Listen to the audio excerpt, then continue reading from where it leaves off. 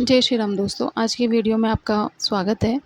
आज की वीडियो में हम बात करेंगे गरुड़ पुराण का 16वां अध्याय, जिसमें हम मोक्ष के उपाय के बारे में बात करेंगे। जानकारी अच्छी लगे तो लाइक करें, चैनल पे पहली बार आए हैं चैनल को सब्सक्राइब करें, बेल आइकन के बटन को दबाएं, ऑल पे प्रेस करें। गरुड़ बोले कि हे दया के सागर, मैंने सुना है अज्ञान के कारण प्राणियों का जन्म मरण चक्र चलता रहता है, इसलिए मैं सनातन रूपी मोक्ष के उपाय जानना चाहता हूँ। हे देवेश, हे शरणागत वत्सल, सब दुखों से व्याप्त इस असार तथा भयानक संसार में अनेकों प्रकार की योनियों में अनंत जीव राशि है जो उत्पन्न होते हैं और मृत्यु को प्राप्त हो जाते हैं। इन जन्म मरण के चक्रों का कोई अंत नहीं है। वे हमेशा दुख भोगते हैं, उसमें कोई भी सुखी नहीं रहता। हे भगवान, हे मुक्तिनाथ, इसलिए आप ऐसा उपाय बताएं जिससे वे मुक्त हो जाएं। भगवान श्री कृष्ण कहते हैं कि हे गरुड़, तुमने जो मुझसे पूछा है वे तुम्हें सुनाता हूँ, सुनो। जिसके सुनने मात्र से मनुष्य संसार से मुक्त हो जाता है और परम भर परमात्मा निष्कल कला रहित परम भ्रम स्वरूप शिव स्वरूप सर्वज्ञ सर्वकर्ता सर्वेश्वर निर्मल तथा अद्वैत भाव रहित वह परमात्मा स्वतः प्रकाश है, अनादि अनंत निर्विकार परात्पर निर्गुण और सत्यचित आनंद स्वरूप है।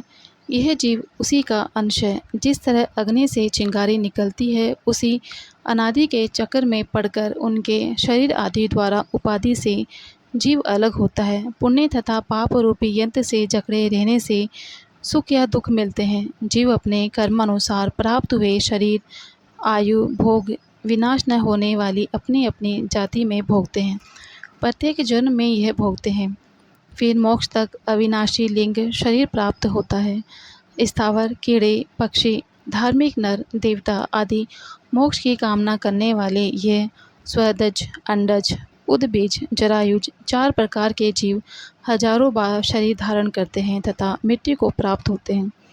अपने पुण्य प्रभाव से मनुष्य योनि में जन्म लेते हैं। ज्ञानियों को मुक्ति मिल जाती है। 84 लाख योनियों में जीवों का जन्म लेना पड़ता है।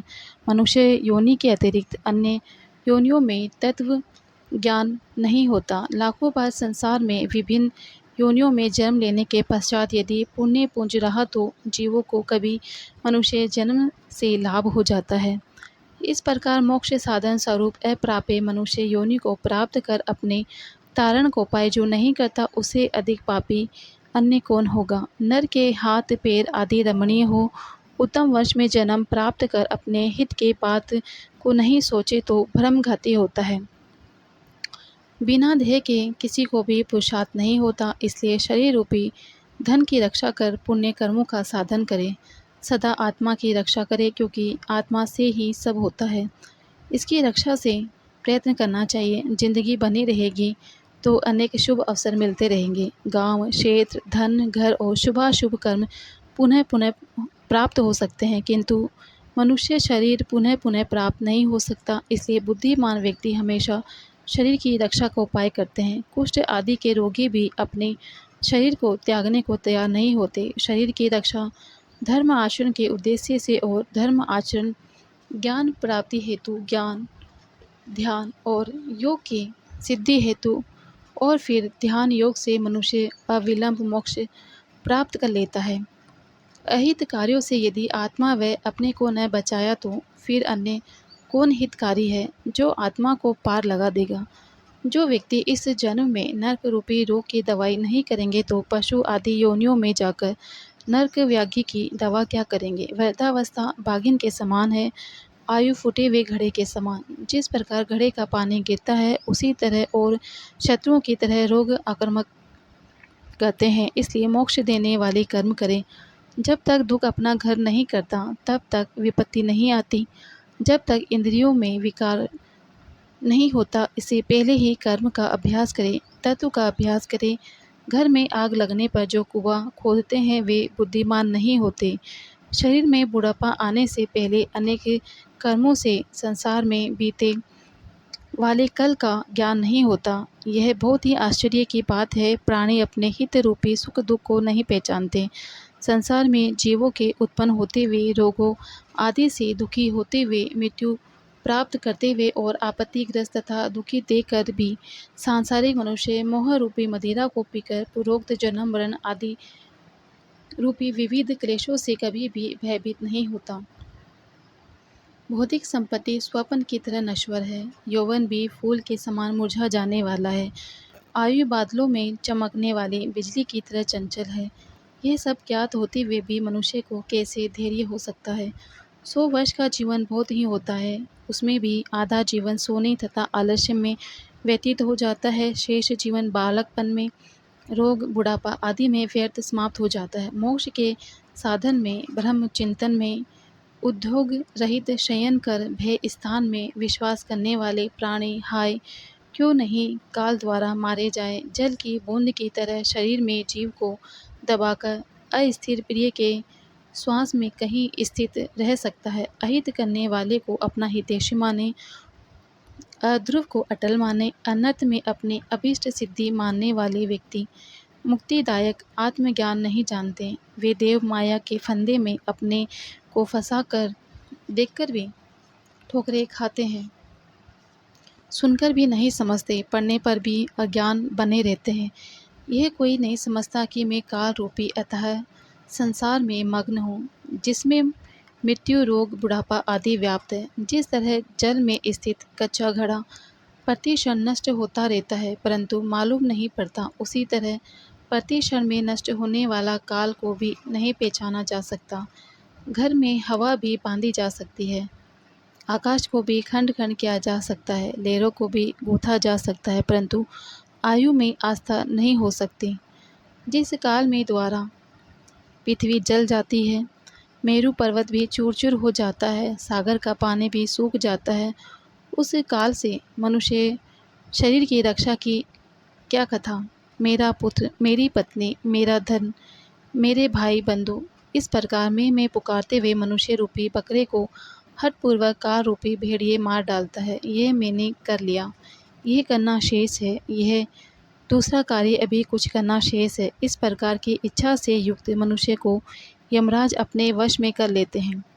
जो कल करना है उसको आज करो, जो शाम को करना है उसको प्रातः काल करें, क्योंकि तुमने कितना काम किया है और कितना काम शेष है इस बात का समय प्रतीक्षा नहीं करता। मृत्यु रूपी शत्रु को अपने पर आक्रमण का वृद्धावस्था ने आकर मार्ग बताया। जिसके सैनिक असाध्य रोग है, इनसे बचने वाले ईश्वर के शरण में क्यों नहीं जाते। प्राणियों को तृष्णा रूपी सुई नोच नोच कर विषम रूपी घी में गिराकर राग द्वेषी रूपी अग्नि से पका मृत्यु भोजन करती रहती है। ये संसार ही ऐसा है। बालक, युवक, वृद्ध, गर्भस्थ चाहे जो भी हो, सबको मृत्यु घेरे रहती है। सब जीव अपने शरीर को ही त्याग कर यमपुरी चला जाता है तो कैसे माता पिता, स्त्री, पुत्र आदि को संबंधी कहा जाए।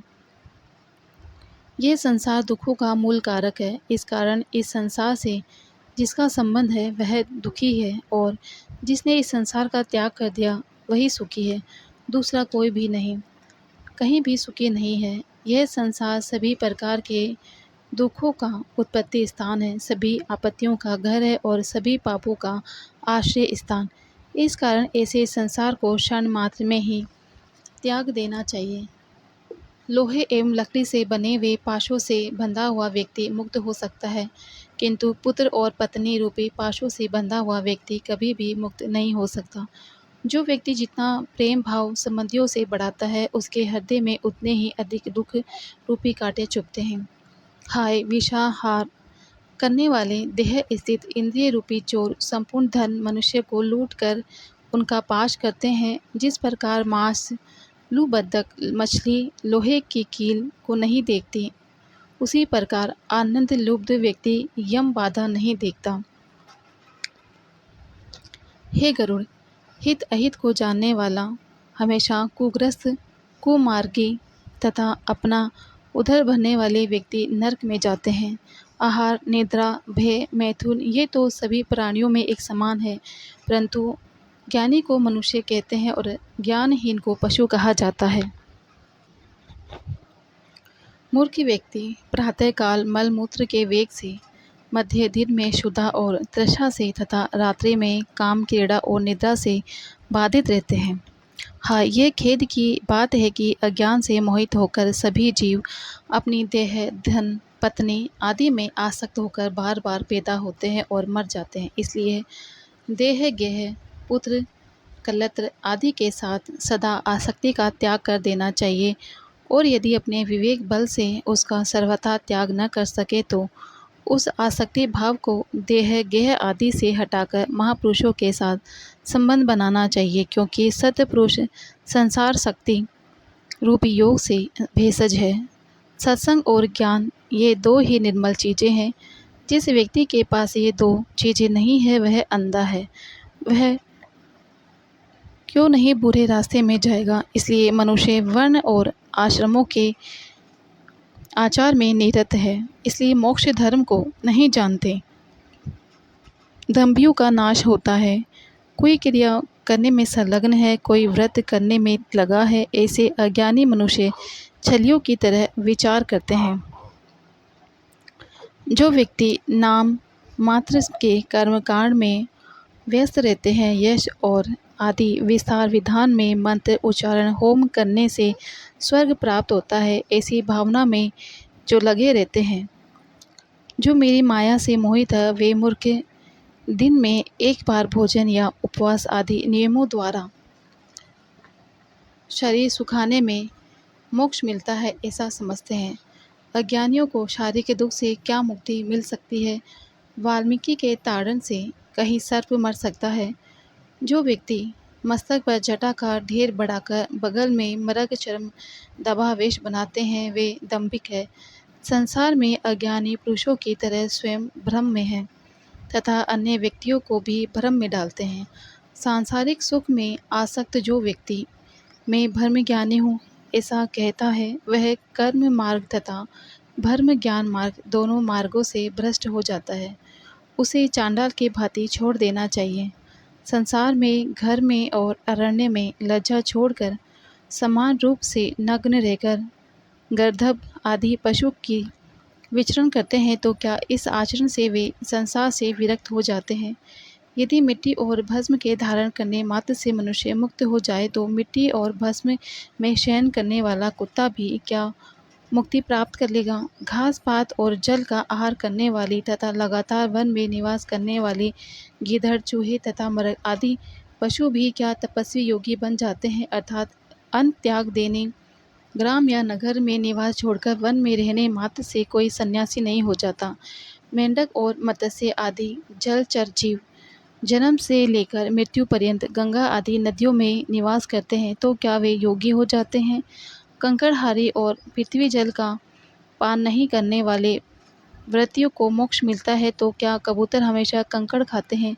पपीहा कभी भूमि का जल पान नहीं करता तो क्या वे दोनों व्रत धारण करता माने जाएंगे। हे गरुड़, कर्म तो लोक रंजक कारक है, मोक्ष का तो साक्षात्कार गण तत्व विज्ञान है।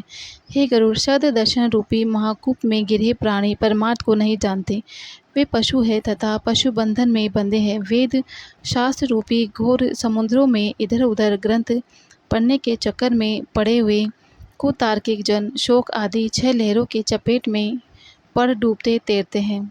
वेद शास्त्र और पुराणों को जानने वाला ज्ञाता भी जो व्यक्ति परमार्थ को नहीं जानता, विडम्बनाग्रस्त उसका पूर्वोक्त समस्त ज्ञान कौवे के काव काव करने के समान है।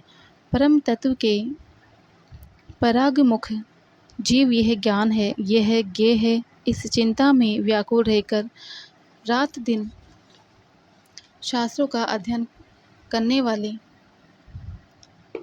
काव्योचित अलंकारों से शोभायमान गद्य वाक्य रचना या छंदोबद्ध कविता की रचना करने पर भी विषय उपभोग के प्रति लालायित इंद्रियों वाले तत्व ज्ञान रहित मूढ़ व्यक्ति नाना प्रकार की चिंताओं के कारण दुखी रहते हैं। वे व्याकुल इंद्रिय मूर्ख है। अन्य प्रकार से परम तत्व ज्ञान होता है, परंतु मनुष्य शास्त्रों को पढ़कर कष्ट उठाते हैं। शास्त्रकारों की भावना अच्छी होती है, परंतु मनुष्य उसका अर्थ दूसरी प्रकार से लेते हैं। जिनको गुरु का उपदेश नहीं मिला वे धूर्त जन अहंकारी होते हैं। वे स्वयं परम तत्व का अनुभव नहीं करते, अन्यों को उपशमादि मुद्रा से भ्रम ज्ञानोपदेश देते हैं। बहुत से व्यक्ति वेद और शास्त्र का अध्ययन तो करते हैं पर परस्पर एक दूसरे को बोध भी कराते हैं। तात्पर्य यह है कि वे परम तत्व के विषय में उसी प्रकार कुछ नहीं जानते जिस प्रकार कलशी भोजन आदि को नहीं जानते। फूल तो धारण सिर करता है परंतु उस फूल की गंध नाक ग्रहण करती है तथा जानती है। इसी तरह वेद और शास्त्रों का अध्ययन तो मनुष्य करते हैं परंतु वेद और शास्त्र के भाव का बोध करने वाला दुर्लभ है। मूर्ख मनुष्य अपने हृदय में स्थित परम तत्व को परमात्मा के अंश को नहीं समझता और उसे जानने के लिए शास्त्रों के अध्ययन में उसी प्रकार भटकता फिरता है जैसे कोई मूर्ख ग्वाला अपनी कोख में बकरे को पकड़े जाने पर भी उसको खोजने के लिए कुएं में देखता फिरता है। संसार के मोह का नाश करने के लिए शास्त्र के शब्दों के अर्थ को जानना मात्र पर्याप्त नहीं है। दीपक की बात से कभी भी अंधकार की निवृत्ति नहीं हो सकती। बुद्धिहीन मनुष्य का पढ़ना अंधे व्यक्ति के दर्पण देखने के समान व्यर्थ है। अतः बुद्धिमान व्यक्ति को ही शास्त्रीय तत्व ज्ञान का लक्षण हो सकता है, अर्थात बुद्धिमान को ही तत्व ज्ञान लक्षित हो सकता है। यह जानना है जिसको जाना है, यह सब सुनने की इच्छा है। किसी को आयु वेद गणना अनुसार दिव्य 1000 वर्षों की हो पर शास्त्र का कभी खात्मा नहीं होता। शास्त्र असंख्य है, प्रत्येक प्राणी की आयु स्वल्प होती है, उसमें भी विघ्न बहुत है। इसलिए शास्त्रों का सार निकाल ले जैसे हंस जल से दूध निकाल लेता है। जो बुद्धिमान व्यक्ति होते हैं वे शास्त्रों का अभ्यास कर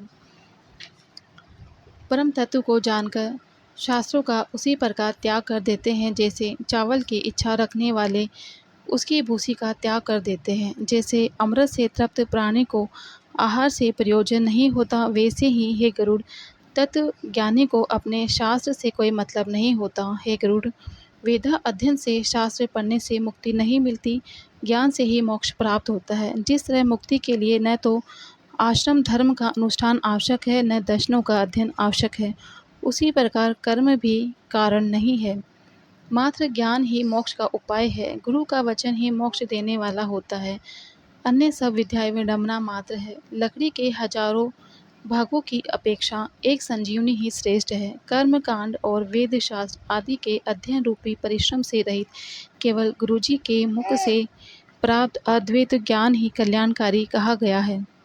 अन्य हजारों शास्त्रों को पढ़ने से कोई लाभ नहीं।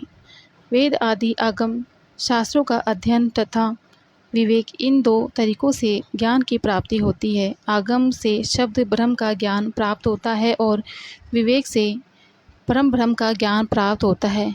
कई विद्वान अद्वैत को वास्तविक परम तत्व स्वीकार करते हैं और अन्य विद्वान द्वैत तत्व की ही प्रतिष्ठा चाहते हैं, परंतु द्वैत और अद्वैत से पृथक सभी के लिए समान रूप से स्वीकार्य परम तत्व को कोई नहीं जानता। न मम मेरा नहीं है और मम मेरा है, ये तो भावनाएं ही बंधन और मोक्ष के कारण है।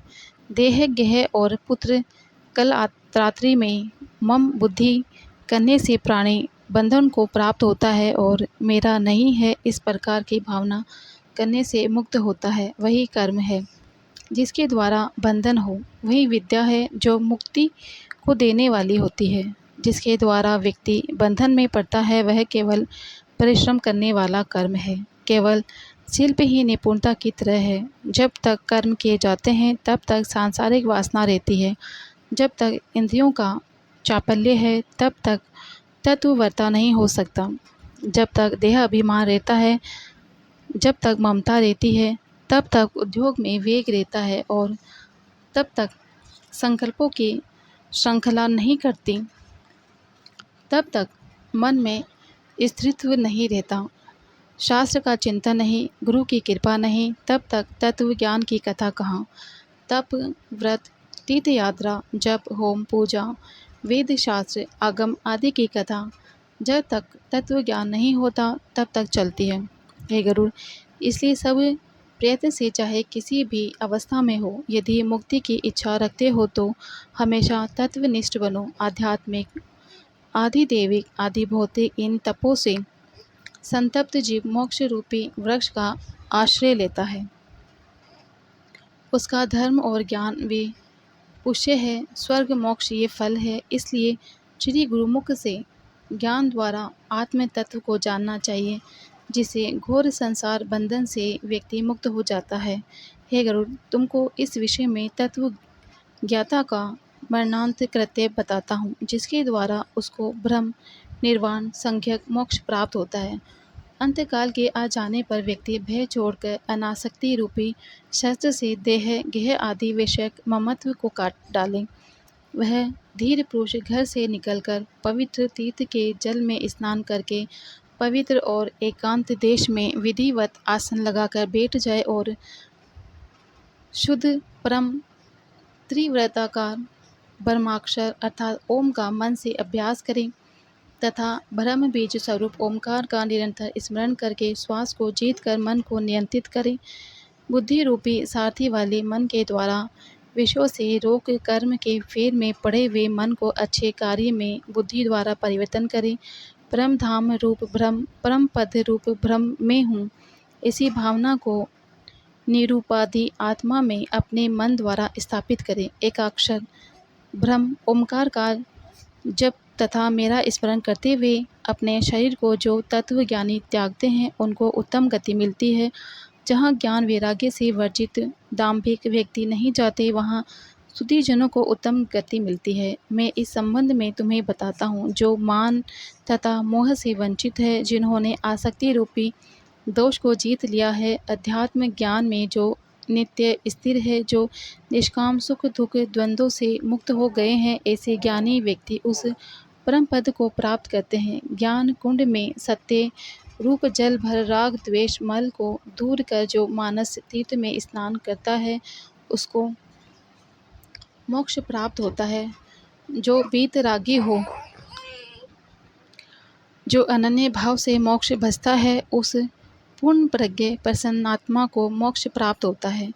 जो घर छोड़कर मरणोत्सुक हो, तीर्थों में रहता हो, मुक्ति क्षेत्रों में जो मरता है, उसको भी मोक्ष प्राप्त होता है। अयोध्या, मथुरा, माया, हरिद्वार, कनखल, काशी, काची, अवंती, द्वारका, ये 7 पुरियाँ मोक्ष प्रदान करने वाली है। इस प्रकार ज्ञान वैराग्य सहित सनातन मोक्ष को कहा है, जिसको सुनने से मोक्ष प्राप्त होता है। तत्वज्ञों को मोक्ष मिलता है, धार्मिक व्यक्तियों को मोक्ष मिलता है, पापियों को दुर्गति प्राप्त होती है और वे खगा आदि योनि में जन्म लेते हैं और मरते हैं।